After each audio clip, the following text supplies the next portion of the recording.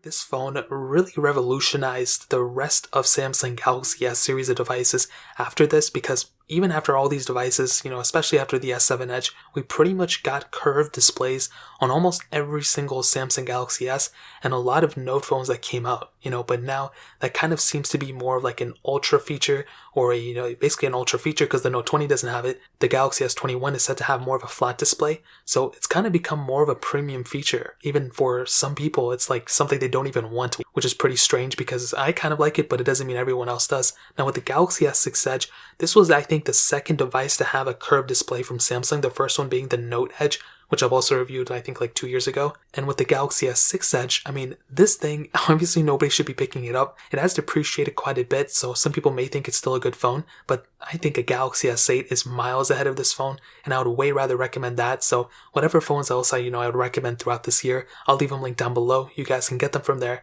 and help support the channel at the same time. Now starting off with the front, this is the best and most iconic thing of the Galaxy S6 Edge. It has a 5.1 inch Super AMOLED display, 1440p, an amazing display still.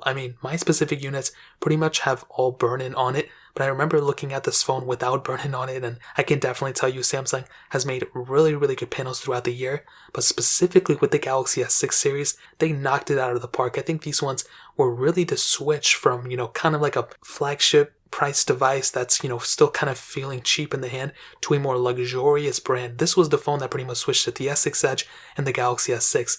Now, it did come with the cost of a lot of other things, but regardless, the panel of this phone felt great. If the phone felt really, really premium still, even to this day, the curved edge screen was something that we didn't see a lot of. Now we have phones that with foldable displays and all this other crazy stuff, but at this time, having this type of curve was actually pretty legendary in my opinion. Now you do have the home button on the front still, fingerprint sensor in that display with the capacitive keys next to it, so for sure when it came down to it, the front panel in my opinion, and the whole entire phone itself still feels really premium. On the bottom, headphone jack with the micro USB port, and on the back, you have the glass back on this phone, which surprisingly, a 2015 phone with it still feeling this great is super crazy to me. To give you some perspective, no iPhones at this time had glass backs. The iPhone 6s came out the same year, the iPhone 6s Plus obviously. Some LG phones came out, but this is one of those, premium phones that had glass on the back, and in and of itself, it made this phone feel that much more premium. We had wireless charging on this device. However, we got a smaller battery first of all, but we didn't get a removable back, and we didn't even get a micro SD card slot on this phone. So that's why it's kind of funny, because this phone in some ways is kind of like a kick up to what the Samsung Galaxy S21